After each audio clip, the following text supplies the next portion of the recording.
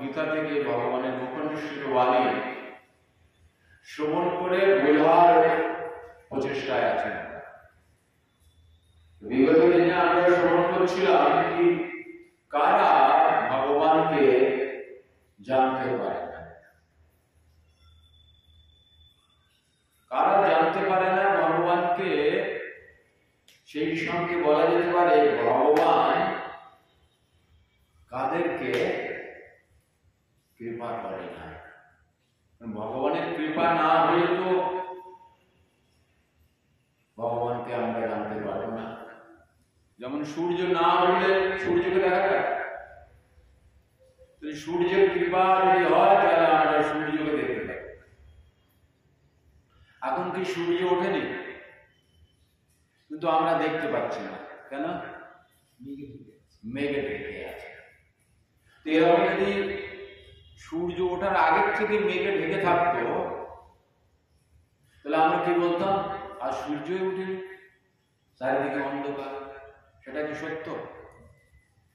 সূর্য ঠিক উঠেছে, তার কাজ সে করে, আমরা আমাদের কাজ করি আর না করে সূর্য তার কাজ। কিন্তু আমাদের আর সূর্যের মাঝখানে কি এসেছে? অন্ধকার আচ্ছন্ন, যার ফলে আমাদের চোখ সূর্যকে দেখার ক্ষমতা হারিয়ে ফেলেছে, তাই আমরা সূর্যকে দেখতে পাচ্ছি না। ওই রকম ভগবান ঠিক আছে, ভগবান আছে বলে সবকিছু চলছে। বড় বড় যোগী মুনি ঋষি ব্রহ্মর্ষি নারদ আদি সবাই ভগবানের অস্তিত্বকে স্বীকার করেছে, ভগবানকে মহিমান্বিত করেছে এবং ভগবানের যে ভগবত্তা তার প্রচার করেছে। তাহলে আমরা বলছি ভগবান নেই, তার কারণ ভগবান আর আমাদের মাঝখানে অর্থাৎ আমাদের মনের মধ্যে কি এসে গেছে?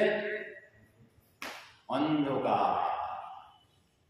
তার ফলে আমরা ভগবানের কৃপা লাভ করতে পারছি না। তো এক কথায় বললে যে কারা ভগবানের কৃপা লাভ করতে পারে না, ভগবান বললেন 4 শ্রেণীর মানুষ যারা আমার দিকে অগ্রসর হয়। উনি এটা বলেছেন কি দেবতারা, সুরমণিগণ যারা আছে, অর্থাৎ সুর বলতে দেবতাদের বলা হয়েছে। সেই সঙ্গে অর্জুন বললেন কি দানবেরাও আপনাকে জানতে পারবে না, অর্থাৎ অসুরেরা।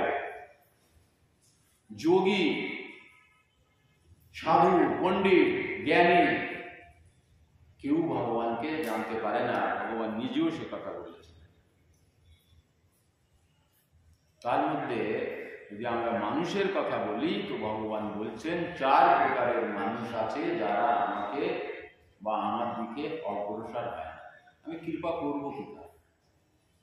আমার দিকে যদি একটু অগ্রসর না হয় তাহলে আমি কি কৃপা করবো? তাহলে কারা কারা? তারা এক হলো মূঢ়, নরাধম, মায়া অপহৃত জ্ঞানা আর দুষ্কৃতকারী পাপী। মায়া অপহৃত জ্ঞান মানে বর্তমান কলিযুগের বিশেষ ডিগ্রি ডিপ্লোমাধারী ব্যক্তি বিশেষ, ডাক্তার, মাস্টার, ইঞ্জিনিয়ার, উকিল, ব্যারিস্টার আদি আদি। ভাগবত বলছে অর্থ, জাত, কুল, সম্ভ্রম, বংশের গৌরব, সুন্দরতা আদি আদি হলো শিক্ষার অভিমান। এগুলো হলো ভক্তিপথে বাধা। তারা এত অহংকারী হয়ে যায় তারা কিছুই মনে করে না ভগবান। আর মূঢ় বলতে খুব পরিশ্রমী শ্রেণীর মানুষদেরকে বোঝায়, যারা খুব পরিশ্রম করে। তাদের একটাই মাত্র উদ্দেশ্য কঠোর পরিশ্রম করে অর্থ উপার্জন করে পরিবার চালানো, পরিবারের মধ্যে হাসি ফোটানো, কিছু ব্যাংক ব্যালেন্স করা, আর ওই চুপ করে বসে বসে চিন্তা করা এত হয়ে গেছে আর কত করবো, এরকম করে করে। তাদের কাছে যখনই 50 টাকা আসে রেখে দেয়, এটা কি করে 100 করা যায়, 100 হলে ভাবে 200 কি করে করা যায়, 200 হলে 500 কি করে হবে, 500 হলে 1000 কি করে করা যাবে, এইরকম চিন্তা ভাবনা থাকে। আর হলো নরাধম। নরাধম মানে দেখতে মানুষের মতোই, অর্থাৎ অবয়ব, অঙ্গ আদি সব, হাত পা চোখ নাক কান সব মানুষের মতো, তবে বিচার বিবেক বিবেচনা মনুষ্যত্ব সেই বিষয়ে তাদের বুদ্ধিমত্তা নেই। আহার নিদ্রা ভয় মৈথুন তাদের একমাত্র উদ্দেশ্য। আমরা অনেক সময় দেখেছি অনেক মানুষ আছে যাদেরকে ভগবান সম্পর্কে বা কিছু বলেও কোনো লাভ হবে না, যদি তাদের সম্মুখে সাক্ষাৎ ভগবান এসে যায় তবুও তার প্রমাণ করবে আপনি যে ভগবান, তার কি প্রমাণ আছে, প্রমাণ দিন, এরকম আছে। তো কলিযুগে ভগবানকে পেতে গেলে কি হতে হবে? দীনহীন যত ছিল, দীনহীন যত ছিল হরি নামে উদ্ধারিল, তার প্রমাণ হলো জলাই মায়। হরিনাম বা মহাপ্রভুর কৃপা বা ভগবানের কৃপা কাদের উপর হবে? যাদের মধ্যে দৈন্যতা আছে। সরঙ্গ শরণাগতি হইবে যাহার, তাহার প্রার্থনা শুনে শ্রীনন্দ উনা। ভগবান কাদের প্রার্থনা, কাদের ইচ্ছা শ্রবণ করে? যেসব ভক্তের মধ্যে ভগবানের প্রতি 6 প্রকারের শরণাগতি আছে, তার মানে সম্পূর্ণ শরণাগত। সম্পূর্ণ শরণাগত হতে গেলে শরণাগতির কটা অঙ্গ? 6টা অঙ্গ। প্রথম হলো দৈন্য। দৈন্য না থাকলে হবে না, দৈন্যতা না থাকলে হবে না। সব থেকে মহৎ গুণ, নিজেকে সবসময় কি মনে করা? অতি নগণ্য, অতি ক্ষুদ্র। ভগবানের কৃপা, ভগবান স্বয়ং চৈতন্য মহাপ্রভু স্বয়ং তাই করেছে। যেখানেই গেছে, প্রকাশানন্দ সরস্বতীর সঙ্গে তর্ক করতে গেছে, গিয়ে পা দাও ওখানে গিয়ে বসে আছে। সবাই ডাক্তার, ওখানে কেন বসে? প্রকাশানন্দ সরস্বতী শিষ্যরা বলছে ওই সেই নিমাই, ওই নিমাই এখন এখানে এসে হাত তুলে হরে কৃষ্ণ করছে, পাগল তুমি ওখানে বসে এদিকে তাই না? স্বয়ং। এবং কেবল তাই নয়, যখন কেশব কাশ্মীরে এসেছিলেন, বিশাল বড় পণ্ডিত তার্কিক কেশব কাশ্মীর, কেশব কাশ্মীরিকেও বললেন, উনি বললেন কি গঙ্গা সম্পর্কে একটু কিছু বলো না, আমাদের বাচ্চাগুলো একটু সংস্কৃত বলে পড়াতেন, বাচ্চাগুলো একটু শুনলে এদের একটু সুন্দর লাগতো, ভালো লাগতো। কত দৈন্যতা, দীনহীন যত ছিল। দিনহীন না হলে ভগবানের কৃপা কলিযুগে হবে না। পাণ্ডিত্য করে যশ প্রতিপত্তির অভিমান নিয়ে ভগবত প্রাপ্তি কলিযুগে সম্ভব, কোন যুগেই সম্ভব হয়নি। বলছে দৈন্যতার পরে রয়েছে আত্মনিবেদন। আত্মনিবেদন মানে আত্ম মানে নিজেকে, নিবেদন মানে ছেড়ে দেওয়া, নিবেদন করে দেওয়া। যেমন আমরা তুলসী পাতা চন্দন লাগিয়ে ভগবানের চরণে কি করি? নিবেদন করে দিই, তার মানে দিয়ে দিলাম। ওরা নিজেকে ভগবত চরণে দিয়ে দিতে হবে। তাহলে কি থাকবে? আমার কিন্তু আর সাহিত্যটা থাকবে, আমার কিন্তু আমার উপরে আর অধিকার থাকবে না। আমি কাকে সঁপে দিয়েছি? ভগবানকে। আত্মনিবেদন করে দিয়েছি। এখন ভগবান আমি তোমার। তদীয় আর মদীয় ভাব আছে ভক্তদের, তার মধ্যে এখন কি হলো? ভগবান আমি তোমার। এখন আমি কি করব না করবো সব তোমার কথা। দৈন্য আর দৈন্য না হলে আত্মনিবেদন আসবে না। দৈন্য আত্মনিবেদন গো তৃপ্তে বরণ।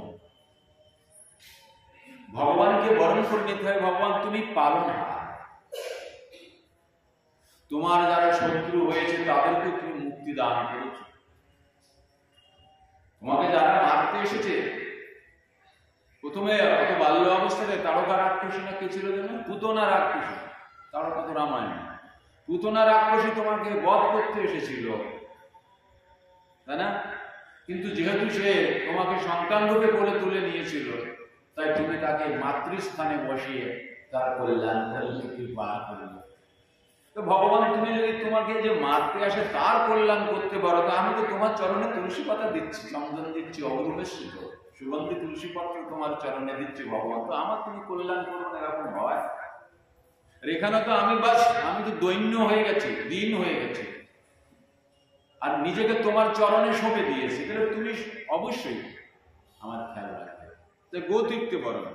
আর অবশ্যই রক্ষিবে কৃষ্ণ বিশ্বাস পালন, মনের মধ্যে একটা দৃঢ় বিশ্বাস আনতে হবে যে আমার রোগ শোক সংসার পরিবার আত্মীয় স্বজন কুটুম্ব পরিবার আদি সব ভগবানই রক্ষা করে। আমি যদি ভগবান তোমার দাস দাসানুদাস হয়ে যাই, আমি যদি ভগবান তোমাকেই সঁপে দিই, তাহলে আমার বাকিগুলো কে দেখবে? তুমি দেখবে। তাই ভগবানের কর্তব্য তখন কি থাকে, সবগুলো আমার স্বজনাদি যারা আছে বা আমার যেসব নিজজন আছে তাদের রক্ষা করে। ভগবান বলেছেন তোমার যা কিছু প্রয়োজন আমি কাঁধে করে বয়ে নিয়ে যাবো, এবং তোমার কাছে যা কিছু আছে তার আমি সুরক্ষা করবো, রক্ষা করবো, চৌকিদার হয়ে রক্ষা করবো। ভগবান নির্দেশ দিয়ে রেখেছে। অবশ্য রক্ষিবে কৃষ্ণ বিশ্বাস পালন। তবে এই চারটে কখন সম্ভব হবে? এই চারটে নষ্ট হয়ে যেতে পারে, কিন্তু এই চারটে কন্টিনিউ থাকবে কখন? কখনই থাকবে যখন আমরা কি করব, ভক্তির অনুকূল কার্যের স্বীকার করতে হবে। ভক্তির অনুকূল কার্য আছে আর ভক্তির প্রতিকূল কার্য আছে। অনুকূল কার্যের স্বীকার করতে হবে এবং প্রতিকূল কার্যের বর্জন অঙ্গীকার করতে হবে না। অনুকূল কার্যের স্বীকার হলো সাধু সঙ্গ, আর প্রতিকূল কার্যের বর্জন অঙ্গীকার হলো অসৎ সঙ্গ। সঙ্গ আমাদের জীবনে বিশেষ বিশেষ প্রভাব রাখে। সঙ্গ না, ইংরেজিতে বলে কোম্পানি ডাজ দ্য ইফেক্ট, হিন্দিতে কি বলে, জাগকারী সঙ্গ তাকে লাগিয়ে। যার সঙ্গ করবেন তার শরীরের যে প্রভাব, তার মানসিকতার যে প্রভাব, তার চেতনার যে প্রভাব সে আপনার উপরে পড়বে। তাই যদি আমরা সাধু সঙ্গ না করতে পারি, সাধু সঙ্গ না করে অসৎ সঙ্গে চলে যাই, তাহলে আমরা ভক্তিতে টিকে থাকতে পারব। ভক্তিতে টিকে থাকতে গেলে দৈনন্দিন আমাদের কর্তব্য কি, কিছু করি না করি ছুটে গিয়ে মন্দিরে এসে কম করে 1-1.5 ঘন্টা 2 ঘন্টা সৎসঙ্গ করে যেতে পারি। তার মানে সারাদিনে যে ব্যাকটেরিয়া আমার মধ্যে ঢুকলো সেগুলো নষ্ট হয়ে যায়, তাই না? সারাদিন বিভিন্ন প্রকারের কাজকর্মের মাধ্যমে আমাদের চেতনায় মনের উপর যে কলুষতার প্রভাব, যে দোষের প্রভাব পড়ল, সেইগুলোকে পরিষ্কার করার জন্য, সেই দর্পণকে পরিচ্ছন্ন করার জন্য আমাদের সাধু সঙ্গ, ভগবানের দর্শন, ভগবানের আরতি দর্শন, ভগবানের সৃষ্ট প্রসাদ গ্রহণ করা দৈনন্দিন জীবনে অতীব আবশ্যক। যারা করে তারা কিন্তু নিজেদেরকে বাঁচিয়ে রেখেছে, সেভ করে রেখেছে। সেই সঙ্গে আমাদের উচিত গ্রন্থ আদি অধ্যয়ন করা, রোজ 10 মিনিট হলেও, 15 মিনিট হলেও, 1 ঘন্টা হলেও। মায়ার বড় প্রভাব আছে। যখনই আমরা ভক্তি বা ভক্তি ক্রিয়ার থেকে একটুখানি দূর হয়ে যাব, সঙ্গে সঙ্গে মায়া জাপটে যাবে। কৃষ্ণ বলে আজি ভোগ বাঞ্ছা করে, ভোগ করার কামনা যখনই চলে আসবে তখনই মায়াদেবী উপস্থিত, নিকটস্থ মায়া তাকে জাপটে যাবে। তাই মায়াদেবী আমাদের সঙ্গে সঙ্গেই চলছে। যতক্ষণ আমাদের মধ্যে কৃষ্ণা কনসিয়াস আছে, আমাদের চেতনার মধ্যে কৃষ্ণ আছে, ততক্ষণ মায়াদেবী আশেপাশে দাঁড়িয়ে থাকে, ঘুরছে আমাদের সঙ্গে। যেই আমরা ভুলে যাই সঙ্গে সঙ্গে ঢুকে যায়। তাই ভক্তি করা মানে হলো মায়াদেবীর সঙ্গে একটা যুদ্ধ করা, সংঘর্ষ করা। মায়াদেবী চেষ্টা করছে কিভাবে আপনাকে আবার নিয়ে আসা যায় জড়জগতের অন্ধকারে, আর আপনি কি চেষ্টা করছেন? আপনি চেষ্টা করছেন কি করে আমি যেখান থেকে এসেছি সেখানে ফিরে যেতে পারি। মায়াদেবীর যে প্রকল্প বড় বড় ভয়ঙ্কর বিচিত্র প্রকল্প। তাই অনেক বড় বড় যোগী পর্যন্ত পতন হয়ে যায়, বড় বড় যোগী সাধু মুনিদেরও কিন্তু পতন হয়ে যায়, তারা অধঃপতিত হয়ে তাদেরকে নিচে নামিয়ে দেয়। এরকম মায়াদেবী, তারা ভক্ত কিন্তু তারা বুঝতে পারে না যে কিভাবে মায়াদেবী তাদের মধ্যে ঢুকে, মনের মধ্যে ঢুকে তাদের বুদ্ধিকে হাইজ্যাক করে নিয়ে নিজের বুদ্ধি পোষণ করে দিয়ে এমন সেট করে দিচ্ছে। তখন কি হয়ে যাচ্ছে, সে সে মায়াচ্ছন্ন হয়ে যাচ্ছে, মায়াবদ্ধ হয়ে যাচ্ছে, আর নিজের সর্বনাশ হয়ে যাচ্ছে সেটাও সে বুঝতে পারে না। তাই সাধু সাবধান, সাধুদের সবসময় কি থাকতে হয়, সাবধান থাকতে হয়। কেন সাবধান থাকতে হয়? 11,000 ভোল্ট একবার লাগলে জলও চাইবে না, নামও জিজ্ঞাসা করবে না, কি বাড়ি কোথায় জিজ্ঞাসা করবে, দেখবে তুমি বাচ্চা মানুষ কি বুড়ো মানুষ, তোমার জ্ঞান আছে কি না আছে। তো মায়াদেবী এরকম, মায়াদেবীর যে ল অফ নেচার যাকে আমরা বলি, বড় স্ট্রিনজেন্ট ল অফ নেচার, বড় ভয়ানক, বড় দুঃখ ভরা, বড় বেদনা ভরা, কষ্টদায়ক এই মায়ার নিয়ম আছে, এই জগতের নিয়ম রয়েছে, মায়ের নিয়ম। ওই নিয়মের হাত থেকে বাঁচা কোনো উপায় সম্ভব নয়। তাই অধিকাংশ যারা জ্ঞানী তারা কি হয়ে গেছে, মায়া অপহৃত জ্ঞানা। তাদের জ্ঞান, সে এমনভাবে জ্ঞানকে তার ব্রেনের মধ্যে সাজিয়ে নিয়েছে, সে নিজেকে ভাবে যে আমি আমার মতো শ্রেষ্ঠ আর কেউ নেই, আমি সব বুঝি, সব থেকে বড় বুদ্ধিমান, আমার থেকে শ্রেষ্ঠ আর কেউ নেই, আমি সব থেকে বুঝি। এই যে আমি সব থেকে বুঝি, আমি সব থেকে বড়, আমি সব থেকে বুদ্ধিমান, এই হলো তার ধ্বংস হওয়ার মূল কারণ। সে নিজেই নিজেই ধ্বংস হচ্ছে। তাই ভক্তি জগতের বিষয় হলো কি, অনুগত, অনুশাসিত। অনুশাসন যার জীবনে মুখ্য, তাই না? অনুশাসন না হলে, অনুবর্তিতা না থাকলে, অনুগত না হলে, অনুয়ায়ী না হলে অসুবিধা হয়ে যাবে। তো দেখুন ভগবান কি সুন্দরভাবে ভগবদ গীতাতে ব্যাখ্যা করছেন, এত সহজ সরলভাবে ব্যাখ্যা করেছেন উনি ভগবদ গীতাতে, যে আমাদের বুঝে নিতে অসুবিধে নেই। কি ঈশ্বর পরম কৃষ্ণ সচ্চিদানন্দ বিগ্রহ অনাদিরাদি গোবিন্দ সর্বকারণ কারণম। কি বললেন সৃষ্টিকর্তা ব্রহ্মা? ভগবান কৃষ্ণ না কে? গীতা কৃষ্ণ বলেছে কি কে বলেছে সেটা যদু মধু বললে তো আমি শুনবো না। কে কে বললে শুনবো? যারা মহাজন হয়েছে, যেমন যারা সৃষ্টিকর্তা, যারা ধ্বংসকর্তা, যারা বিনাশকর্তা।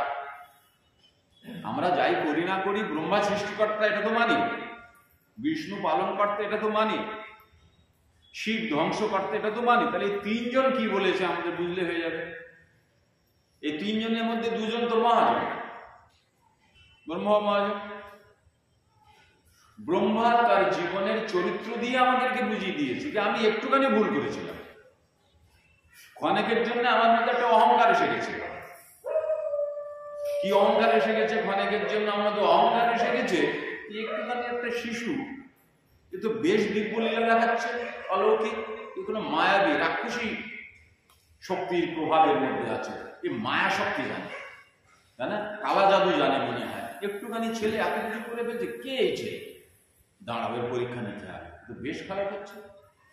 পুতনা রাক্ষসকে মেরে ফেলবে একটুখানি বাচ্চা ছেলে, না তো হবে না। আমি ব্রহ্মা, সৃষ্টিকর্তা ব্রহ্মা, আর আমার সামনে এই স্বভাবের আমি দেখবো, দাঁড়াও, কালকে গরু চড়াতে আসুক, খেলা দেখাচ্ছে।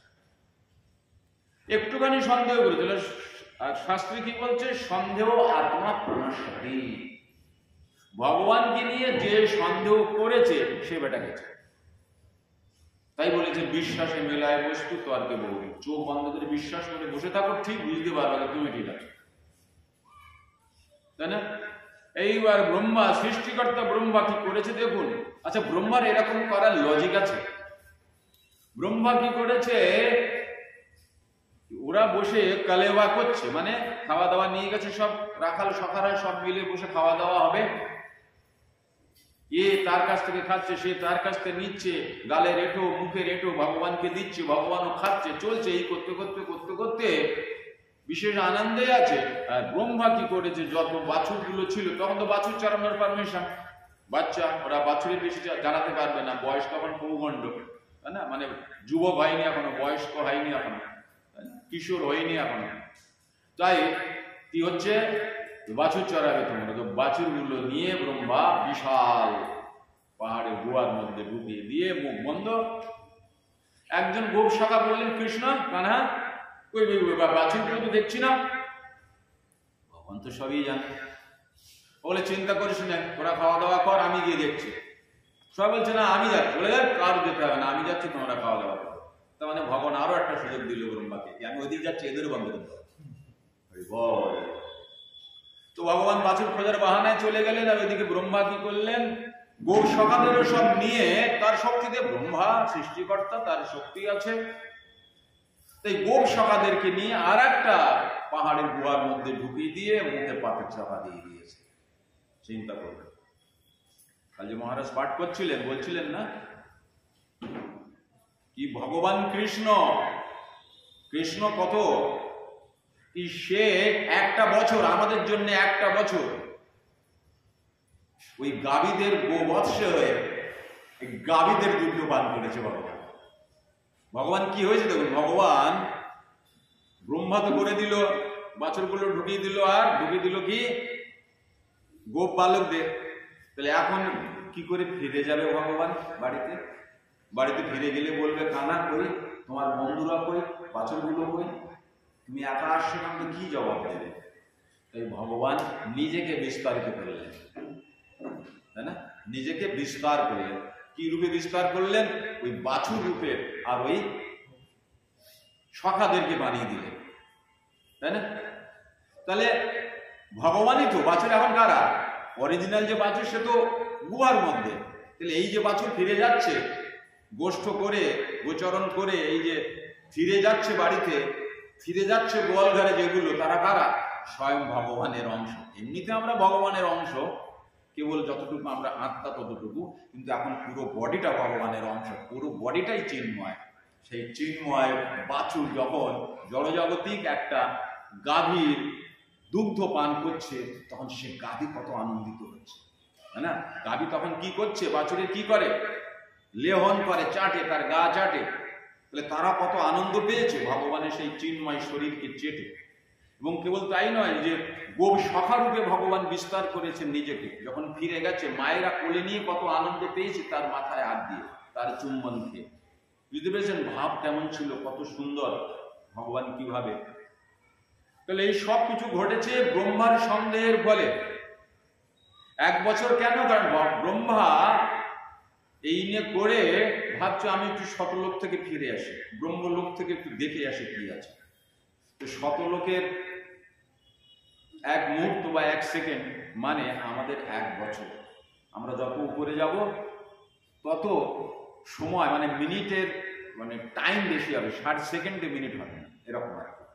যেমন দেবতাদের, আমাদের একদিন মানে দেবতাদের এক বছর। আমাদের বেশি দূরে না স্বর্গ, আমাদের এক দেবতাদের একদিন মানে আমাদের এক বছর, এইরকম আর কি। সময় যত আগে যাবো, বৈজ্ঞানিকরাও সেটা স্বীকার করেছে। কারণ এখন বিভিন্ন ব্যাপারে চাঁদে টাঁদে যাচ্ছে, মঙ্গল গ্রহে আদিতে, ওরাও স্বীকার করছে। হ্যাঁ, চিন্তা করুন, সেই দাপর যুগের যে বিবরণ খাটছে, ভাগবতের কথা কোনো বৈজ্ঞানিকের অমান্য করার ক্ষমতা নেই। তাহলে সন্দেহ করেছিল ব্রহ্মা, তার ফলে কি হলো, ব্রহ্মা শতলোক থেকে ফিরে এসে ভাবছে দেখি তো ছেলেটা কি করছে, দেখে ছেলে ঠিক ওই বাছুর চড়াচ্ছে আর ওই বন্ধুদের সঙ্গে খেলছে। মানে একই রূপ কি করে সম্ভব? তো ছেলেটা কি পাথরগুলো সরিয়ে পাহাড়ের গুহার মধ্যে থেকে বের করে নিয়ে আসলো? গিয়ে দেখি না ওরা তো আছে। আশ্চর্য, বুঝতে পারলেন যে সাধারণ কেউ নয়, পরমেশ্বর ভগবান ছাড়া কেউ। তখন স্তুতি করলেন, করজোড়ে নত জানিয়ে ভগবানের কাছে প্রার্থনা করলেন। ভগবান মোটে শুনছেন না, ভগবান মোটে রাগান্বিত, শুনছেন না। তো এই ভগবানের কাছে প্রার্থনা করতে করতে বললেন, এ ভগবান, আমি কি করে জানবো তুমি বাল্য অবস্থায় তোমার এরকম রূপ তো আমি কোনোদিন দেখিনি, আর যদি দেখে থাকি তো আমি তো বিস্মিত হয়ে গেছি, আমি তো জড় লোকের। একমাত্র তুমি তো সবাইকে মনে রাখতে পারো, অতীত, বর্তমান এবং ভবিষ্যৎ। বাকি তো কেউ এই পৃথিবীর অতীত, বর্তমান, ভবিষ্যৎ জানে না। তো আমি জানি না, এই রূপে তোমাকে তো কখনো দেখিনি। আমি যখন জন্মগ্রহণ করলাম মহাবিষ্ণুর নাভি কবল থেকে, গর্ভদক্ষায়ী বিষ্ণুর নাভি কবল থেকে, তখন চারিদিকে অন্ধকার অন্ধকার, আর নিচে জলরাশি, কেউ নেই, একা একা। ওই পদ্ম ফুলের নাল বেয়ে নিচে গেছি, উপরে এসেছি, বারংবার উপরে নিচে করেছি, কাউকে পাইনি, কিচ্ছু পাইনি। হঠাৎ দৈববাণী হলো, তপস্যা করলাম, তারপরে আমি তোমার সঙ্গে কানেক্ট হলাম, তুমি আমাকে চিন্ময় জগতে নিয়ে গেলে, চিন্ময় জগতের দর্শন করালে, আমাকে আদেশ দিলে সৃষ্টি রচনা করতে, আমি করলাম।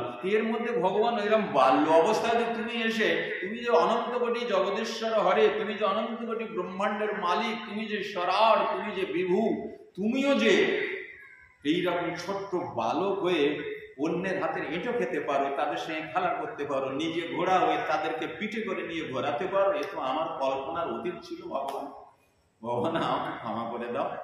তবুও ভগবান ক্ষমা করছে না। অবশেষে বলছে, হে ভগবান, আমি জানি তুমি ক্ষমা করবে না, তাহলে এক কাজ করো ভগবান, আমি বড় দুরাচারী, বড় পাষণ্ডী ভগবান, আমি ভুল করে ফেলেছি আপনাকে সন্দেহ করে। তো এইবার যখন জন্ম হবে ভগবান, আমাকে এই বৃন্দাবনের ঘাস রূপে জন্ম দিও। তার মানে ব্রহ্মা স্বীকার করলো নিজের উক্তিতে কি ব্রহ্মারও মৃত্যু হয়, অর্থাৎ শরীর ত্যাগ করতে হয়। শরীর ত্যাগ তো শিবেরও করতে হয়, তাই না? তাহলে ব্রহ্মা কি বললে, এইবার যখন আমি জন্মগ্রহণ করবো এই শরীর ত্যাগ করে ভগবান, তো ভগবান আমাকে বৃন্দাবনে ঘাস রূপে জন্ম দিও, তাতে আমার ভক্তি খুলবে। বিভিন্ন স্থানের বিশেষ বিশেষ বৈষ্ণব জন যখন বৃন্দাবনের মধ্যে আসবে তোমার দর্শনের হেতু, তোমার লীলাস্থল পরিদর্শন করতে, তোমার পরিক্রমা করতে, তাই না, তখন তাদের চরণ ধুলো আমার মাথায় পড়বে, তখন আমার সদ্বুদ্ধি হবে, তখন থেকে আর কোনোদিন আমি তোমাকে নিয়ে সন্দেহ করবো না ভগবান। হে ভগবান, তবুও ভগবানের সাড়া নেই। বলছে, ও জানি ভগবান, আমি বড় দুরাচারী, আমাকে তুমি বৃন্দাবনের মধ্যে ঘাস রূপে জন্ম দেবেন, সে ভাগ্য আমার হয়নি। তাহলে আর একটা কথা বুঝিয়ে দিলেন ব্রহ্মা, কি বৃন্দাবনে ঘাস রূপে জন্মগ্রহণ করতে গেলেও বড় সৌভাগ্যের পুণ্য ফলের প্রয়োজন। সে ব্রহ্মা সৃষ্টিকর্তা, তার মতো মানুষও যদি ভগবানকে সন্দেহ করে, তাহলে পৃথিবীতে বৃন্দাবনে ঘাস রূপেও জন্মগ্রহণ করা যায় না। তখন বলছে, হে ভগবান, ঠিক আছে, আমি বড় পাপী দুরাচারী, আমি পাষণ্ডী, তোমাকে সন্দেহ করেছি ভগবান, তো কম করে বৃন্দাবনের বর্ডার ছাড়িয়ে একটু পাশেই ঘাস রূপে জন্ম দিই, সেখান থেকে ভক্তরা যখন প্রবেশ করবে পায়ের ধুলে পড়ুক আমার মাথায়, একটু আমার একটু সদ্বুদ্ধি হোক, আমার বিচার বিবেচনাটা সঠিক হোক, আমার মধ্যে মনুষ্যত্ব আসুক, তোমার প্রতি প্রেম শ্রদ্ধা আসুক, অটুট বিশ্বাস আসুক, ভরসা আসুক, আমি যেন ভুল করে তোমার প্রতি আর সন্দেহ না করি। হে ভগবান, ব্রহ্মার উক্তি। তাহলে ব্রহ্মা স্বীকার করেছে কৃষ্ণকে, ব্রহ্মা পরীক্ষাও করেছে কৃষ্ণকে, তাহলে আমাকে আর কি পরীক্ষার প্রয়োজন আছে?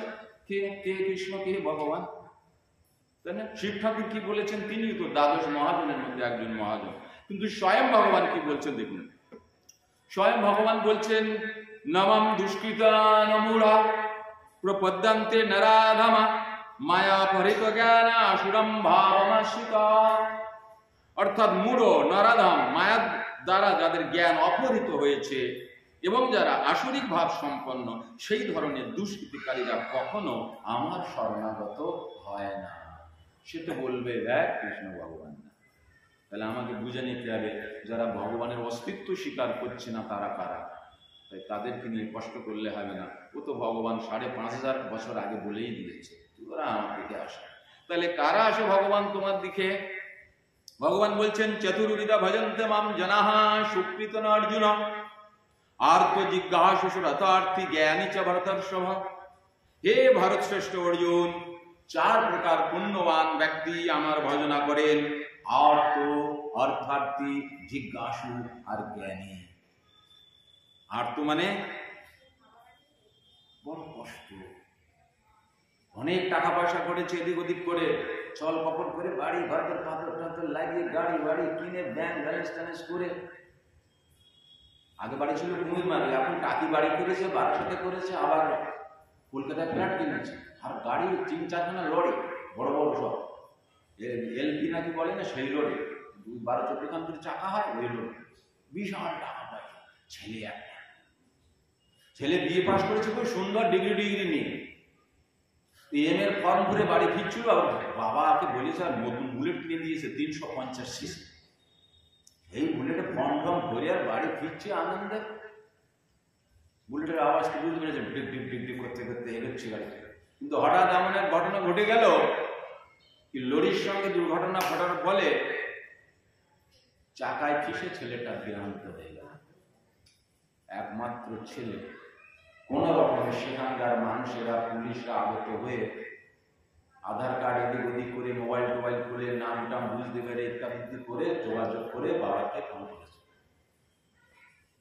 তাহলে কি অবস্থা হবে বলুন তো? বাবাকে ফোন করে প্রথমে বলবে বাবা আপনার ছেলে মারা গেছে, বলবে আপনার ছেলে দুর্ঘটনা ঘটেছে, ধীরে ধীরে ওকে আগে আসুক স্পটে। সে ছুটে গেল, একমাত্র ছেলে তো ছুটবে, সব কাজ ছেড়ে বেরিয়ে গেল, গিয়ে তো দেখলো কাজ হয়ে গেছে। তাহলে বাড়ি আসার মার কি অবস্থা হবে? মাকেও তো বলতে হবে।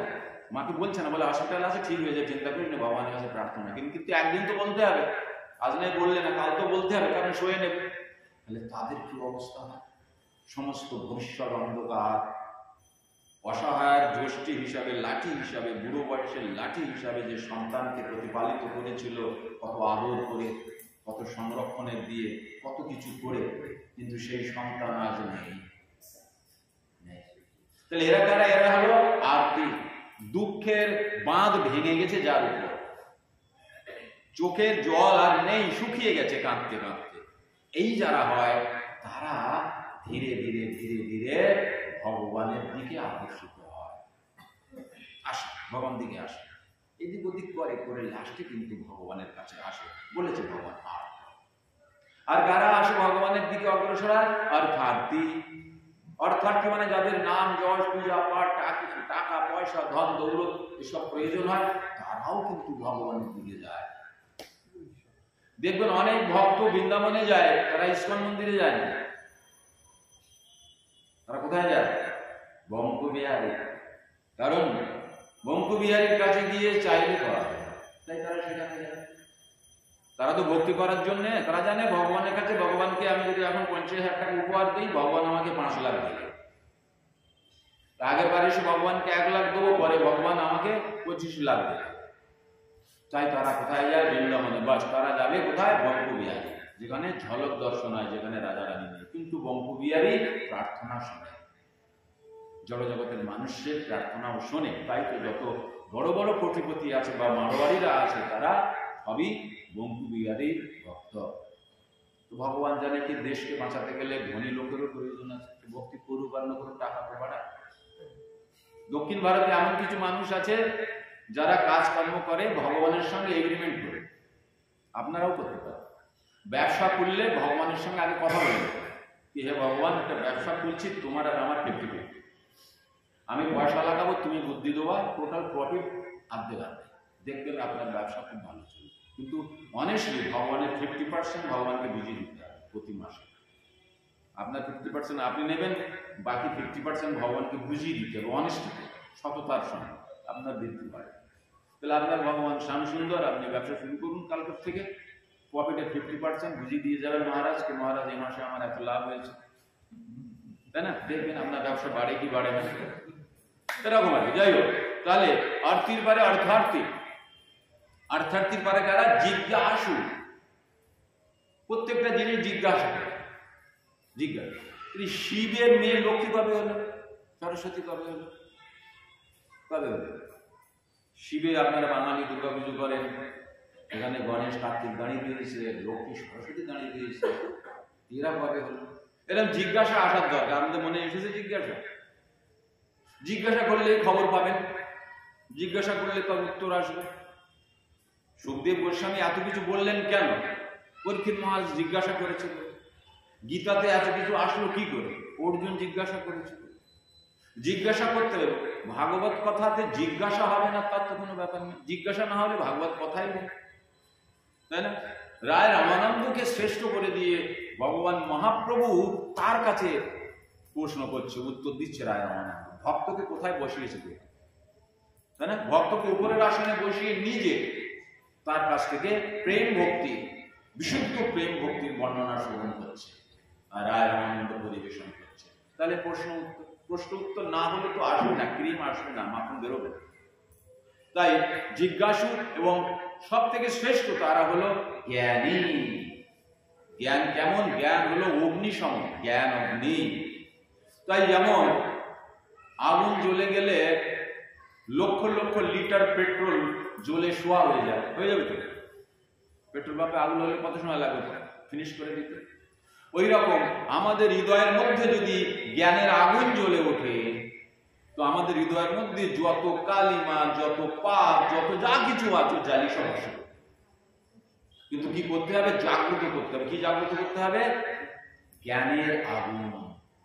তো এই জ্ঞানী যারা ভগবান তাদের খুব প্রিয়, জ্ঞানীদেরকে ভগবান খুব প্রিয়। এই জন্য মনে করেন কি জ্ঞানীদের নেক্সট স্টেজ হলো ভক্তি, তাই না? অর্থী থেকে কি হয়ে যায় অর্থার্থী। আরতি মানে খুব দুঃখ কষ্টের বিষয় থাকে, দুঃখ কষ্ট থেকে যখন একটু লাঘব হয় তখন সে ভগবানের কিছু কিছু চায়, কিছু প্রার্থনা করে কি ভগবান ছেলে ঢুকে গেল, একটা ছেলের ব্যবস্থা করো, না হয় কোনো ভক্তের একটা ছেলেকে দেওয়া, আমাকে ছেলে কেউ না কেউ আমাকে মা বলুন বাবা বলুন তার নামে ছেড়ে যাবে, এরকম সেটা করে ভগবান। তারপরে ও জিজ্ঞাসু হয়, জিজ্ঞাসু হতে হতে জ্ঞানী হয়, জ্ঞানী হতে হতে ভক্তিতে প্রবেশ করে, এরকম এরা ভগবানের দিকে আসে। তাই ভগবান বললেন, আর কি বললেন ভগবান, এই সকল ভক্তরাই সকলেই নিঃসন্দেহে মহাত্মা, এই 4 প্রকারের লোক, কিন্তু আমার তত্ত্বজ্ঞানে অধিষ্ঠিত জ্ঞানী আমার মতে আমারই আত্মস্বরূপ, আমার অপ্রাকৃত সেবায় যুক্ত হয়ে তিনি সর্বোত্তম গতিস্বরূপ আমাকে লাভ করে, যে জ্ঞানী, তাই না? ধীরে ধীরে সে ভগবানের ভক্ত হয়ে যায়। তাই কি বলছেন, বহুনাম জন্মনামন্তে জ্ঞানবানমং প্রপদ্যতে বাসুদেবা সর্বমিতি স মহাত্মা সুদুর্লভ। বহু জন্মের পর তত্ত্বজ্ঞানী ব্যক্তি আমাকে সর্বকারণের পরম কারণ রূপে জেনে এবং সর্বস্ব জ্ঞানে আমার শরণাগত হন, সেই মহাত্মা অত্যন্ত সুদুর্লভ। যারা জ্ঞানী তারাও কম নয়। বা জ্ঞানী কি করে ভগবানের ভক্ত হয়, বহু নাম জন্ম নাম তে জ্ঞানবানম প্রপদ্যতে। বহুবার জন্ম হয়েছে, বহু জায়গায় হয়েছে, কখনো বাংলাদেশ, কখনো পাকিস্তান, কখনো ইন্ডিয়া, কখনো আমেরিকা, কখনো চায়না, বিভিন্ন জায়গায় জন্ম হতে হতে হতে হতে এখন এমন জায়গায় জন্ম হয়ে গেছে কি সেখানে কিছু জ্ঞানীর সংস্পর্শে সে এসেছে। জ্ঞানীর সংস্পর্শে আসার পর সে কি বুঝতে পেরেছে, বাসুদেবা সর্বম ইতি।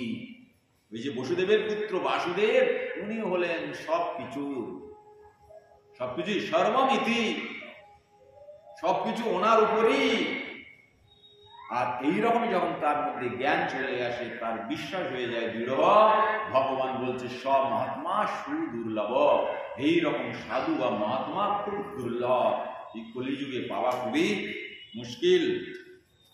তারপরে কি বলছেন ভগবান, তারপরে ভগবান বললেন, যো যো ইয়ম ইয়ম তনুভক্তম সদ্যার্চিতমিচ্ছতি তস্য তস্য চলম সিদ্ধ তমেব বিদ্যামিহম। পরমাত্মা রূপে আমি সকলের হৃদয়ে বিরাজ করি। আজ পর্যন্ত আর কেউ বলতে পেরেছে আমি বিরাজ করি? আরো তো অনেক ভগবান আছে, আজকে তো ভগবানের অভাব না, পশ্চিমবঙ্গের ঘরে ঘরে ভগবান, তারা বলেছে আমি বিরাজ করি। ভগবান বলছেন পরমাত্মা রূপে আমি সকলের হৃদয়ে বিরাজ করি।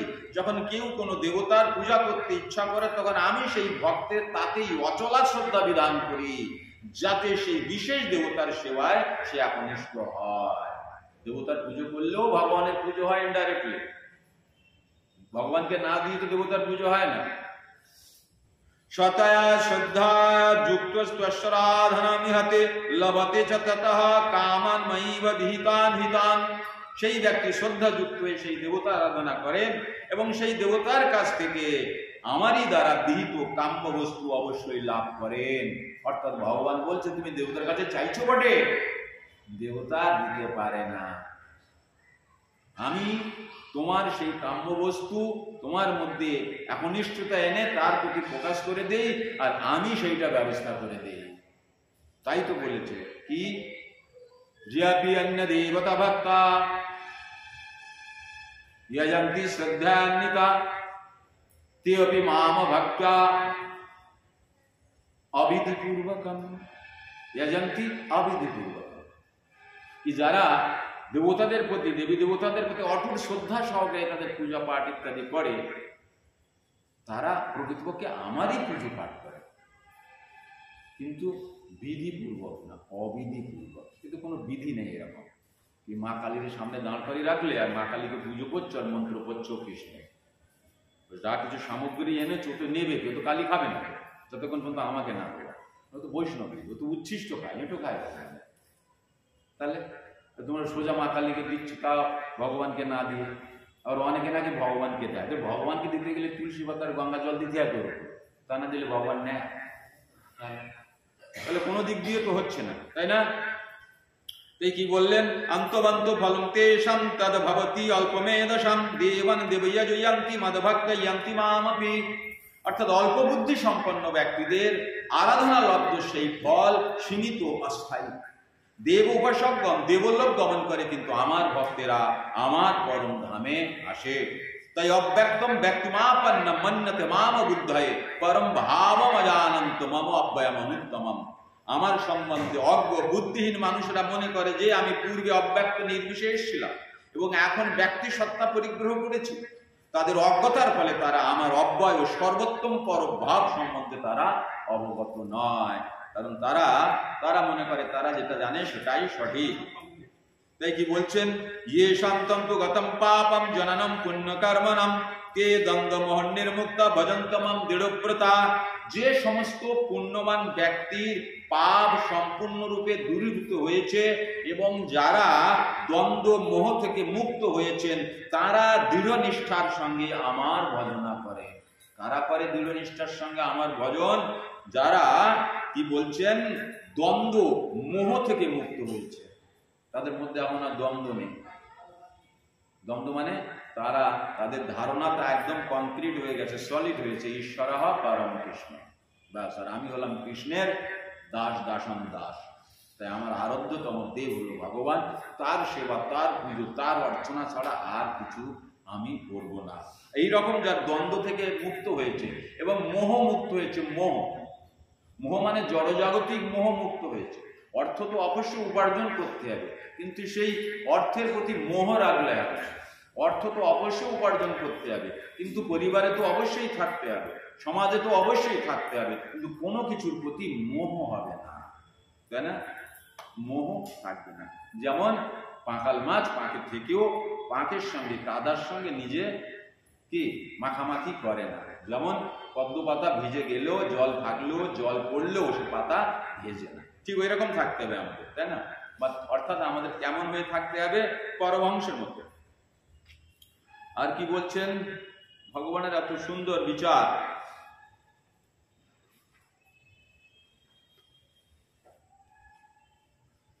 এবার বললেন, সর্বদারানি সংযম মনরুদ্ধ নিরুদ্ধ চ মধ্যাহ্ন ধায়াত্মনা প্রাণামস্থিত যোগধারণম। ইন্দ্রিয়ের সব কয়টি দ্বার সংযত করে, মনকে হৃদয়ে নিরোধ করে এবং মস্তকের উপরিভাগে প্রাণ স্থাপন করে যোগে স্থিত হও। ধ্যানের মাধ্যমে ভগবানকে পাওয়ার বা যোগের মাধ্যমে পাওয়ার কথা বললেন অর্জুন, কিন্তু অর্জুন সেটা স্বীকার করেনি, কি মনকে স্থির করা খুবই কঠিন। তাই কি বললেন, অনন্য চেতা সততম যোম স্মরতি নিত্যসা তস্যম সুলভ পার্থ নিত্য যুক্তস্য যোগিনা। হে পার্থ, যিনি একাগ্র চিত্তে কেবল আমাকেই নিরন্তর স্মরণ করেন, আমি সেই নিত্যযুক্ত ভক্তযোগীর কাছে সুলভ হই। তিনি প্রাপ্ত, তাকে আমরা প্রাপ্ত হয়ে যাই যদি আমরা খুব সুন্দরভাবে ভগবানকে। আর কি বললেন, ময় অধ্যক্ষনা প্রকৃতি সুয়তে সচরাচরম হেতুনানেনা কন্তেয় জগদ্ধি পরিবর্ততে। হে কন্তেয়, আমার অধ্যক্ষতায় জড় প্রকৃতি এই চরাচর বিশ্ব সৃষ্টি করে প্রকৃতির নিয়মে, এবং এই জগৎ পুনঃ পুনঃ সৃষ্টি হয় এবং ধ্বংস হয়। ডাইরেক্টর কে? ভগবান। যা কিছু হয় কে করায়? ভগবান করায়। তাই বলছেন কি লাস্টে, অবজানন্তি মম্মুরা মানুষিম তনুমাশ্রিতম পরম ভাব অজানন্ত মম ভূত মহেশ্বরম। অর্থাৎ ভগবান বললেন, আমি যখন মনুষ্য রূপে অবতীর্ণ হই তখন মূর্খেরা আমাকে অবজ্ঞা করে। 5,500 বছর আগেই লিখে রেখেছে। আমি যখন মানুষ রূপে অবতীর্ণ হই তখন মূর্খেরা আমাকে অবজ্ঞা করে, তারা আমার পরম ভাব সম্বন্ধে অবগত নয় এবং আমাকে সর্বভূতের মহেশ্বর বলে জানে না, তাই না? সর্বভূতের মহেশ্বর বলে তারা আমাকে জানে না। তাই মোগশা মোগ কর্ম না মোগ গানা বিচেতসা রাক্ষসী মাসুরিম চৈব প্রকৃতি মোহিনীম সীতা। অর্থাৎ এইভাবে যারা মোহচ্ছন্ন হয়েছে তারা রাক্ষসী ও আসুরি ভাবের প্রতি আকৃষ্ট হয়। সেই মোহাচ্ছন্ন অবস্থায় তাদের মুক্তি লাভের আশা, তাদের সকাম কর্ম এবং জ্ঞানের প্রয়াস সবই ব্যর্থ হয়ে যায়। তাই হে পার্থ, মহাত্মনস্তু মাম পার্থ দৈবিক প্রকৃতিমাশ্রিতা ভজন্তি অনন্য মানুষ দিয়াত্তা ভূতাদিম অব্যয়ম। হে পার্থ, মোহমুক্ত মহাত্মাগণ আমার দৈবী প্রকৃতিকে আশ্রয় করেন, তারা আমাকে সর্বভূতের আদি ও অব্যয় জেনে অনন্য চিত্তে আমার ভজনা করেন। সততম কীর্তয়ন্তমম यतन्तस्य दृढ़व्रता नमस्सत्तंस्य मां भक्ता नित्ययुक्त उपासते। দৃঢ়ব্রত হয়ে ও যত্নশীল হয়ে সর্বদা আমার মহিমা কীর্তন করে এবং আমাকে প্রণাম করে এবং আমাকে এই সমস্ত মহাত্মরা নিরন্তর ভক্তি সহকারে আমার উপাসনা করে। অর্থাৎ কি কি করতে হবে ভগবান? জ্ঞান যোগ্যেন চাপি অন্যে ये जंत माम उपासते एकत्वेन पृथक्तेन बहुधा विश्वत मुखम। অন্য কেউ কেউ জ্ঞান যজ্ঞের দ্বারা অভেদ চিন্তা পূর্বক, কেউ কেউ বহুরূপে প্রভাসিত ভেদ চিন্তা পূর্বক অন্য কেউ আমার বিশ্বাস রূপে ঘোষণা করেন। তাই কি বললেন ভগবান? ভগবান বলছেন অহম ঈশ্বর যজ্ঞানম ভোক্তা চ প্রভুরেব চ না তু মাম অভিজানন্তি তত্তু এনাতস্যবন্তিতে। আমি সমস্ত যজ্ঞের ভোক্তা প্রভু, কিন্তু যারা আমার চিন্ময় স্বরূপ জানে না তারা অধঃপতিত হয়।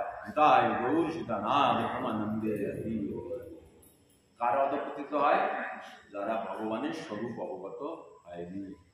ভগবানের স্বরূপ অবগত হতে হবে। ভগবানই হলেন ঈশ্বর পরম কৃষ্ণ সচ্চিদানন্দ বিগ্রহ অনাদির আদি গোবিন্দ সর্বকারণ কারণম, মানে কজ অফ অল কজেস। ভগবান হলেন সর্বকারণের মূল কারণ। যা কিছু প্রত্যেকটা কার্যের পিছনে কোনো কারণ থাকে। এই পৃথিবীতে যা কিছু ঘটছে পাঁচটা বিষয় নিয়ে ঘটছে। প্রথম হলো কি, যে কাজ করবে জানি কর্তা। দ্বিতীয় হলো কার্যক্ষেত্র, কোথায় কাজটা করবে। তৃতীয় হলো তার পরিকল্পনা প্রচেষ্টা। চতুর্থ হলো প্রচেষ্টা এবং পরিকল্পনা করার জন্য ইন্দ্রিয়াদি লাগবে তো। কি এটা কাজ করতে গেলে হাত পা বুদ্ধি চোখ এসে লাগবে তো। আর পঞ্চম হলো কি, ভগবানের পারমিশন, ভগবানের স্ট্যাম্প। যতক্ষণ পর্যন্ত কোনো কাজে ভগবানের স্বীকৃতি হবে না ততক্ষণ পর্যন্ত সেই প্ল্যান বা সেই কর্ম কার্যে পরিণত হয় না। বুঝতে পারলাম? যা কিছু ঘটছে, কর্ম সংগঠিত হচ্ছে, সেই কর্ম সংগঠিত হওয়ার মূলে কি রয়েছে? পাঁচটা বিষয়: কর্তা, কার্যক্ষেত্র, কর্ম করার প্রচেষ্টা, ইন্দ্রিয়াদির সহযোগিতা এবং অবশেষে ভগবানের স্ট্যাম্প, ভগবানের অনুমতি বা পারমিশন। তখনই কিন্তু কাজ ঘটছে। সেই কাজ ভালো হোক আর মন্দ হোক, সবার পিছনে কিন্তু ভগবানের অনুমতি আছে বলে সেই কাজ কিন্তু হয়, তাছাড়া কিন্তু ঘটে না। আর আমরা যদি ভগবানকে নাই মানার চিন্তা করি, অস্বীকার করি, তো আমাদের মতো মূর্খ আর কে থাকতে পারে? তাই তো বলেন, হরে কৃষ্ণ হরে কৃষ্ণ কৃষ্ণ কৃষ্ণ হরে হরে, হরে রাম হরে রাম রাম রাম হরে হরে, হরে কৃষ্ণ হরে কৃষ্ণ কৃষ্ণ কৃষ্ণ হরে হরে, হরে রাম রাম রাম হরে হরে, হরে কৃষ্ণ কৃষ্ণ কৃষ্ণ হরে হরে, হরে রাম राम राम हरे हरे।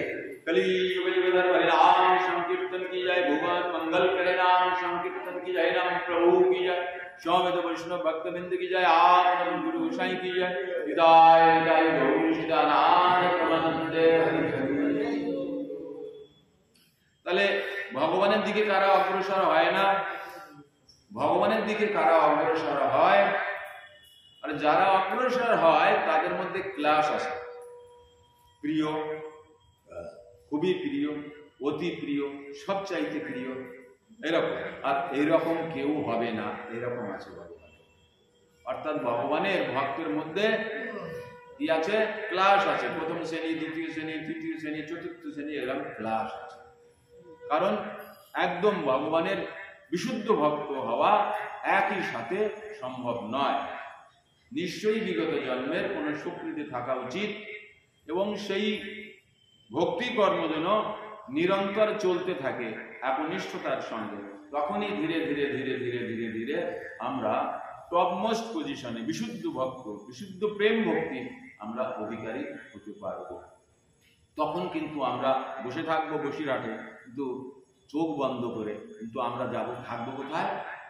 তখন ভগবানের লীলাতে প্রবেশ করার আমাদের অধিকার হবে। এইরকম বসে আছেন এখানে আপনি, কিন্তু আপনি চোখ বন্ধ করে ভগবানের কোন দিব্য লীলার মধ্যে ঢুকে বাহ লীলা দর্শন করছেন, তাই না? ভগবানের যে অপূর্ব লীলা, ভগবান কৃষ্ণচন্দ্র রাধারানীর সঙ্গে যেসব ব্যঙ্গাত্মক, রাধারানীকে রাগানোর জন্য যেসব বিশেষ বিশেষ মানে বিনোদ পূর্ণ আচার আচরণ করেন, সেই সব দিব্য লীলা। ভগবানের লীলা তো নিরন্তর চলছে। এখনো বৃন্দাবনে বিশেষ বিশেষ যে ভগবানের লীলাস্থলী আছে, সেখানে এখনো লীলা হয়। যারা বিশেষ দিব্য পুরুষ তারা সে লীলা দর্শন করে। কাম্যবান আদি আছে বিশেষ নাম তার মধ্যে, তাই না? সেখানে এখনো কিন্তু লীলা ঘটে। কিন্তু তার জন্য আপনাকে তো অধিকারী হতে হবে। অধিকারী হতে হবে না, তা নাহলে আপনি কি করে সে লীলা দর্শন করবেন? ভগবান বিশ্বরূপ দেখানোর জন্যে অর্জুনকে দেখিয়েছে, কিন্তু কি করে দেখিয়েছে? দিব্য চক্ষু দিয়েছে, তাই দেখিয়েছে। তাছাড়া দেখতে পারিনি। তাহলে ভগবানের একনিষ্ঠ ভক্ত, সে সাক্ষাৎ ভগবানের সঙ্গ করছে, ভগবানের সখা, সে ভগবানকে জানে ইনি হলেন পরমেশ্বর। ভগবানের সঙ্গে লীলা করছে, ভগবানের সঙ্গে সে মুখ্য ভূমিকায়, ভগবান তার সহযোগিতা করছে, অথচ তার চোখ ভগবানের সেই বিশ্বরূপ দর্শন করার যোগ্য ছিল না। তার জন্য ভগবানকে কি করতে হলো? দিব্য দৃষ্টি প্রদান করতে হলো। এবং আমরা ভগবত গীতা শ্রবণ করছি, আদি যা কিছু কোথা থেকে পেলাম, আমাদের কাছে এসেছে সঞ্জয়ের মাধ্যমে। যে সঞ্জয় কুরুক্ষেত্রেতে বসে এই ইন্দ্রপ্রস্থে বসে, কোথায় যেন ধৃতরাষ্ট্রের রাজভবনে বসে কুরুক্ষেত্রে যে যুদ্ধভূমির দর্শন করছে, সেইখানে বসে সেও ওইটা দর্শন করতে গেলেও তো তার দিব্য চক্ষু প্রয়োজন। অর্জুনকে না হয় ভগবান দিল দিব্য দৃষ্টি দিয়ে বিশ্বরূপ দেখাচ্ছে, কিন্তু অর্জুন তো আমাদের বর্ণনা দেয়নি। দেখুন কিভাবে কানেকশনটা করা আছে। তার মানে আমাদের বর্ণনা দিচ্ছে সঞ্জয়। তাহলে আমরা প্রশ্ন করতে পারি, সঞ্জয় কি করে দেখতে পেল? সঞ্জয়কে কে দিল দিব্য দৃষ্টি? প্রশ্ন হয়তো। তখন আমরা এই জিজ্ঞাসা করলে আমরা কি পাবো? কি সঞ্জয়কে দিব্য দৃষ্টি দিয়েছিলেন তার গুরুদেব কৃষ্ণদ্বৈপায়ন ব্যাসদেবের বড় প্রিয় শিষ্য ছিল।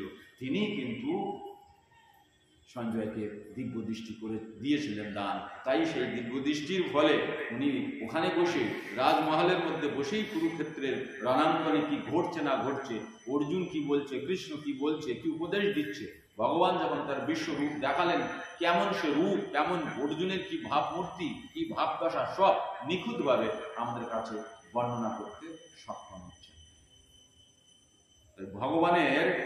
ভগবানের অস্তিত্বকে অস্বীকার করার কোনো জায়গা নেই, কোনো জায়গা। তাই আমাদের করণীয় কর্তব্য কি? আমাদের করণীয় কর্তব্য 7 মাস বয়সে মাতৃগর্ভে যখন আমরা ভগবানকে দর্শনে, ভগবানকে প্রতিশ্রুতি দিয়েছিলাম কি হে ভগবান, এই নরক যন্ত্রণা থেকে আমাকে উদ্ধার করো, আমি তোমাকে কথা দিচ্ছি, প্রতিশ্রুতি দিচ্ছি, এইবার ভূমিষ্ঠ হয়ে আমি আর ভুলবো না তোমাকে, আমি তোমার প্রচার করব, আমি তোমার গুণকীর্তন করব, তাই না? সেই কাজে আমাদের লেগে যাওয়া উচিত। প্রতিশ্রুতি দিয়েছি আমরা, চতুর্ভুজ কৃষ্ণরূপে দর্শন দিয়েছিল, কেবল পরীক্ষিত মহারাজকে নয়, আমাদেরকেও দিয়েছে, আমরা প্রতিশ্রুতিবদ্ধ ছিলাম। চিন্তা করুন কাকে প্রতিশ্রুতি দিয়েছেন, কাকে প্রতিশ্রুতি দিয়েছে চিন্তা করুন। আর ভগবান কত দয়ালু দেখুন, ভগবান জানে বারবার ভূমিষ্ঠ হয়, আর তার আগে মাতৃ জঠরে আমাকেই বারবার প্রতিশ্রুতি দেয় কি আমি ভক্তি করব, আমি এই করব, আমি সেই করব, আর ভূমিষ্ঠ হওয়ার পর কিচ্ছু করে না। তবুও ভগবান জানে যাতে আমার ভক্তি করতে পারে তার ব্যবস্থা করা যায়। আমাদের শরীরটা কেমন ভাবে তৈরি করেছে আমাদের এই শরীরের, আমাদের অঙ্গ প্রত্যঙ্গ এইসব যে আমরা হেলন করে হেলাই, চোখে দেখি, কানে শুনি, এই যে চোখে দেখছি, আমরা আমাদের ক্ষমতায় দেখছি? এর ব্যবস্থা কে করছে? এর ব্যবস্থা করছে একজন বিশেষ দেবতা যে বসে আছে আমার শরীরের মধ্যে, তার ব্যবস্থায় আমরা দেখতে পাচ্ছি। আর এক দেবতা, তার ব্যবস্থা আমরা শুনতে পাচ্ছি। আর এক দেবতা, তার ব্যবস্থা আমরা স্পর্শ করতে পারছি, স্পর্শ অনুভব করতে পারছি। আমাদের জ্ঞানেন্দ্রিয় আদি কর্মেন্দ্রিয় আদি যা কিছু আমাদের শরীরের মধ্যে আছে, তার সবাই সেইগুলো যাতে সঠিকভাবে পরিচালনা হয়, তার জন্য ভগবান 11 জন করে দেবতা নিযুক্ত করেছেন। শুনে আশ্চর্য হয়ে যাবেন, আমরা যে দুর্গন্ধযুক্ত মলমূত্র ত্যাগ করি, সেই মলমূত্র ত্যাগ করার জন্যও ভগবান 2 জন দেবতার দায়িত্ব দিয়েছে। আমরা মলমূত্র ত্যাগ করে সেখানে কাজ করছে দেবতা। বুঝতে পারছেন কিছু? খালি দেবতাদের অধিষ্ঠান আমাদের শরীরের অঙ্গের বিভিন্ন জায়গায় করেনি, আমাদের হাতে যে শক্তি আছে, আমরা যে মোটরসাইকেল চালাচ্ছি বা ঘুষি পাচ্ছি বা একটা জলের বালতি তুলছি, এই যে শক্তি, এর জন্যও কিন্তু একজন দেবতাকে দায়িত্ব দিয়েছে। কিভাবে আমাদের শরীরটা তৈরি হয়েছিল। এবং ভগবান আমাদের শরীরে রয়েছে, কেবল দেবতাদের দিয়ে কৃষ্ণ বাঁশি বাজাচ্ছে না, কি চলো দেবতারা দেখে নেবে আমি বাঁশি বাজিয়ে নেই রাধারানীর সঙ্গে, না না না, স্বয়ং ভগবানের অধিষ্ঠান রয়েছে আমাদের শরীরের মধ্যে। দ্বাদশ জায়গায় আমরা তিলক করি, সেখানে তো আছে না, আরো 3 জায়গায় ভগবান নিবাস করছে আমাদের শরীরে, আর আমরা বলছি ভগবান নেই, ভগবান কৃষ্ণ না। চিন্তা করুন, চিন্তা করুন, তাহলে চিন্তা ভাবনাটা কেমন মানুষ থাকবে। যুগে যুগে ছিল, থাকবে দ্বৈত জগৎ, ভক্ত থাকলে অভক্ত থাকবে, দেবতা থাকলে দানব থাকবে, ওই নিয়ে চিন্তা করে দানবের কথা শুনে আমাদের আনন্দ মানে নিরানন্দ হলে তো হবে না।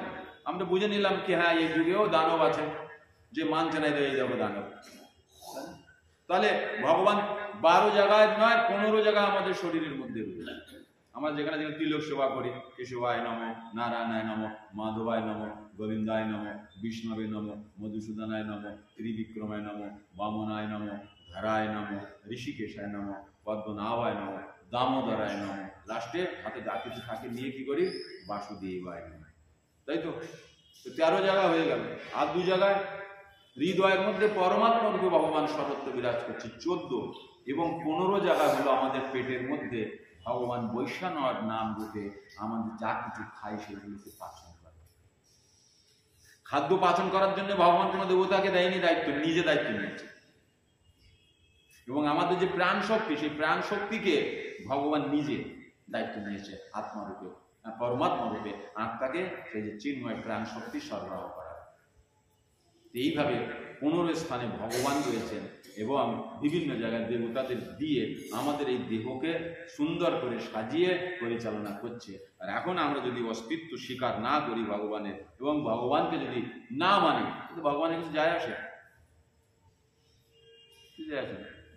মানো আর না মানো, ভগবান তো আছে। তাই আমরা যারা জানি বা মানি, তাদের ন্যূনতম একটা কৃতজ্ঞবোধ থাকা উচিত। দেখুন, দায়িত্ব কার উপরে পড়ে? যে বুদ্ধিমান। এক বাবার 4টে ছেলে, বড় ছেলে শিক্ষিত, পণ্ডিত, বুদ্ধিমান, জ্ঞানী, বাকিতে একটা চাষা, একটা তো বদমাস, পড়াশোনা করেনি, একটা দোকান, কিন্তু দোকানে লাভ হয় না, লসই হয়, মদ গাঁজা খায়। তাহলে ওই পরিবারটা কার দায়িত্ব হতে যাবে? বড় ভাই নিশ্চিত রূপে। কেন? কারণ সে শিক্ষিত, সে বুদ্ধিমান, সে জ্ঞানী, তাকে চাপ নিতে হবে। তাকে চাপ নিতে হবে না? তারই তো ভাই। তারা যাতে সঠিক পথে চলে, তাদেরও যাতে ক্ষতি না হয়, তাদেরও যাতে উন্নতি সাধন হয়। তো এখানে আমরা যারা ভগবানের অস্তিত্বকে স্বীকার করি, ভাগবত কথা শুনতে যাদের আনন্দ হয়, ভাগবত কথা শ্রবণ করার জন্য যারা দূর দূরান্তর থেকে ছুটে আসে, এই সময়টা ব্যতীত করেন, তাদের কি বলবো, ভাগবত কথা শ্রবণ করেই আনন্দ পেলে হবে না। চেরেই বেটি চেরেই বেটি চেরেই বেটি, মানে কি? ভক্তিতে আরো আগে আরো আগে আরো আগে অগ্রসর হতে যাবে। কে ভগবান? তুমি বলো কৃপা ধন্য, তোমার কৃপায় আমরা বিশেষ ভাগবত কথা শ্রবণ করার অধিকার হয়েছি। হে ভগবান, আমাদের আর কি করা করণীয়? প্রতিশ্রুতি দিয়েছে, সেগুলো কবে পালন করবা? প্রতিশ্রুতিও তো পালন করতে হবে, ভগবানের প্রচার তো করতে হবে, ভক্তি তো করতে হবে বটেই, ভক্তি তো করছেন, কিন্তু ভগবানের দিব্য নামের প্রচারও করতে হবে। তো প্রচারই সার। ভগবান নিজে সেই কথা বলে গেছেন, তাই না?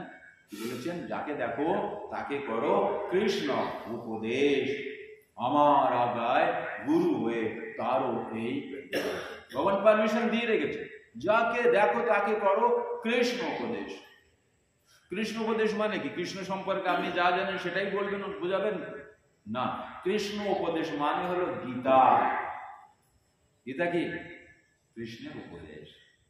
কাউকে ধর্ম সম্পর্কে, ভগবান সম্পর্কে কিছু বললে, গীতায় লিখিত ভগবানের যে নির্দেশ, ভগবানের যে নিবেদন আবেদন আছে, সেই কথাগুলি বলো। কারণ আমরা সবাই ভগবানের সঙ্গে কানেক্টেড, ভগবান আমাদের অবিচ্ছেদ্য অঙ্গ। তো যখনই আমরা ভগবানের কথা শ্রবণ করব, আমাদের অটোমেটিক্যালি ভগবানের প্রতি একটা আকর্ষণ উৎপন্ন হবে। ভগবানের কথা নিরন্তর শ্রবণ করার পরেও অরুচি হয় না। একটা সুন্দর টপমোস্ট সিনেমাও 10 বার দেখার পর আর ইচ্ছা হয় না দেখতে।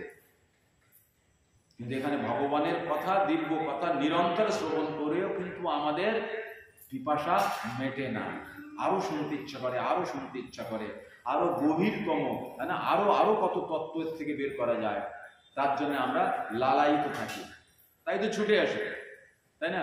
তাই আমাদের কর্তব্য, আমাদের প্রচার, এগুলো তো করতেই হবে, এগুলো তো ভগবানের নির্দেশ, ভগবানের নির্দেশ পালন করতে হবে না? ধর্ম কি? ধর্মম তো সাক্ষাৎ ভগবৎ প্রণীতম। ধর্ম কে? ভগবান কে? ভগবানে আমাদের বাবা, অহম বীজ প্রদ পিতা, স্বয়ং ভগবান বলেছে। তবুও কিছু মানুষ যদি বিশ্বাস না করতে, না করুক, কে? আমরা তো মানব। আমাদের মা কে? আমরা যদি আধ্যাত্মিক সন্তান হই ভগবানের, আমরা যদি আত্মা হই, তো আমাদের মা কে? শাস্ত্র। তো মাই তো জানে বাবাকে, তো মা কি বলছে? শাস্ত্র কি বলছে? শাস্ত্র বলছে, স্বয়ং ভগবান বলেছে অহম বীজ প্রদ পিতা। বীজ প্রদানকারী বাবা হলো কে আমাদের? ভগবান কৃষ্ণ। তাহলে শাস্ত্র যদি মা হয়, তাহলে মার কাছ থেকে বুঝে নিলাম বাবা কৃষ্ণ। তাহলে এখন কি করব? আমি বাবার কুলাঙ্গার হব না বাবার আজ্ঞাকারী সন্তান হব? আমি যদি বাবার কৃপা পেতে চাই, তাহলে আমাকে আজ্ঞাকারী সন্তান হতে হবে। আর বাবার আজ্ঞা কি? প্রচারী সার, শাস্ত্র হবে আধার, অনুভূত জ্ঞান হবে, শুদ্ধতা প্রমাণ। নিজেকে ধীরে ধীরে শুদ্ধ ভক্তির স্তরে এনে প্রচার কার্য নিয়ে যেতে হবে। সাংসারিক কাজ তো থাকবে, জড়জগতিক কাজ থাকবে। যেহেতু আমরা পরিবারে জন্মগ্রহণ করেছি, পরিবারের দায়িত্ব, কর্তব্য, ভরণ পোষণে সবকিছু দেখেও আমাদের প্রচারের কাজ করতে হবে। প্রচারের কাজ করলে কি হবে? আমরা এই জন্মে নিঃসন্দেহে ভগবান ধরে যেতে পারবো। এবং যারা প্রচারের কাজ করে ভগবান তাদেরকে কি বলেছে? এরকম ভক্ত না তো কেউ আগে ছিল, না বর্তমানে আছে, না কেউ হবে। এই বলেই কিন্তু ভগবদ গীতা শেষ করেছে, তাই না? আপনাদের পড়ে শোনাচ্ছি, সবাই বলেন হরে কৃষ্ণ কৃষ্ণ কৃষ্ণ হরে হরে, হরে রাম রাম রাম হরে হরে, হরে কৃষ্ণ কৃষ্ণ কৃষ্ণ হরে হরে, হরে রাম রাম রাম হরে হরে, হরে কৃষ্ণ কৃষ্ণ কৃষ্ণ হরে হরে, হরে রাম রাম হরে হরে। শ্রী হরিভক্তি বিলাসে 11 অধ্যায় 676 নম্বর শ্লোকে ভগবান কি বলছেন? অনুকূল্যস্য সংকল্প প্রাতিকূল্যস্য বর্জনম,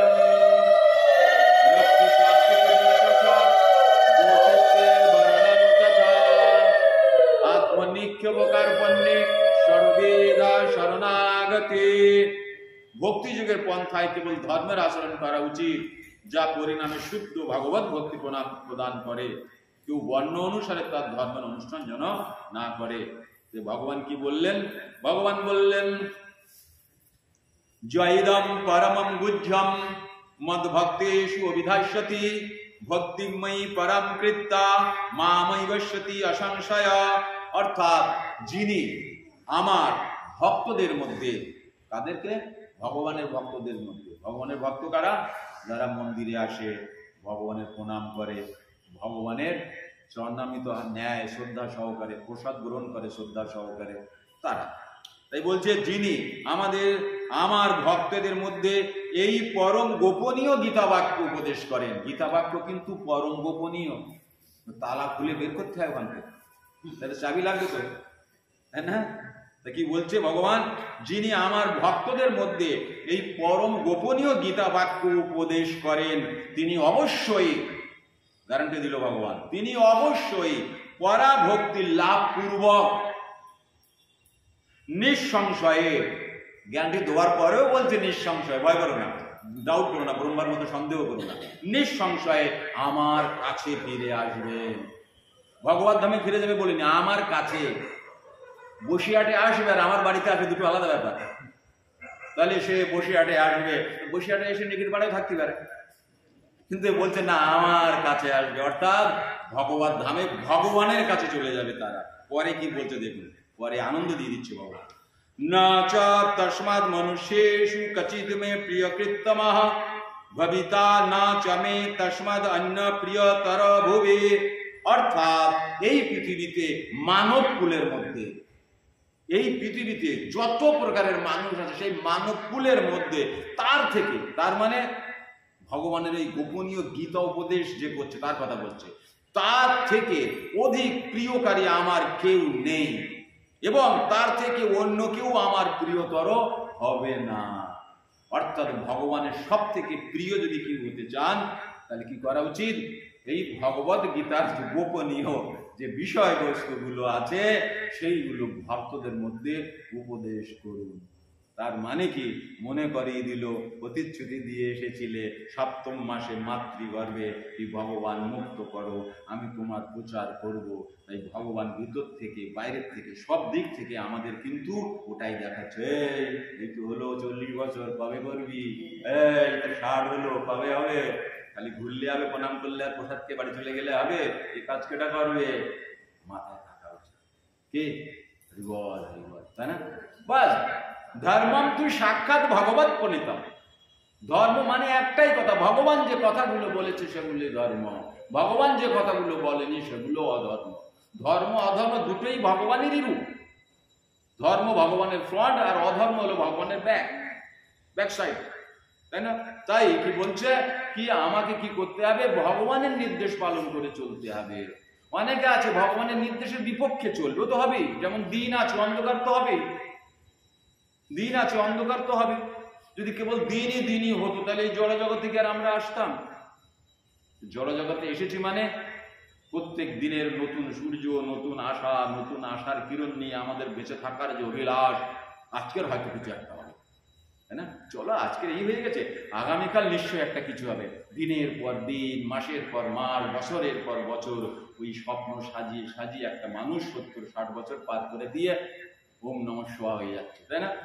এই যে জীবনের একটা বিশেষ ঐতিহ্যবাহী একটা যে আমাদের যে মধ্যে যে আকর্ষণ, মানে আমাদের মধ্যে যে চেতনাবোধ, জাগ্রত অবস্থা এবং দৌড়াদৌড়ি এই যে আমাদের মধ্যে লাগিয়ে রেখেছে, কেউ কি কম, তাই না? যদি একমুখ হতো, দ্বৈত না থাকতো, তাহলে বেঁচে থাকার কিছু হতো? যদি ভূমি না হতো, আমরা কেবলই জেগে থাকতাম? কল্পনা করুন, এরকম হয় কোনোদিন? তাহলে যা হচ্ছে খুব ভালো হচ্ছে, কষ্টের প্রয়োজন। কষ্ট হলে আমরা সুখের অনুভবটা খুব কি অন্তঃকরণের ভিতর থেকে অনুভূতি লব্ধ হয়। কষ্ট হলে যখন আমরা রোগগ্রস্ত হয়ে যাই, তারপরে যখন আমরা ঠিক হই, ঠিক থাকার অনুভূতি আমাদের তখন আরো বেশি করে হয়, তাই না? তখন আমরা বাবা আর ওষুধে পড়বো না, তাই না? ওই তামাক আর খাবো না বাবা, তাই না? এরকম আর কি। যাই হোক, যে যেমন করে এরকম প্রতিশ্রুতি করে তারা।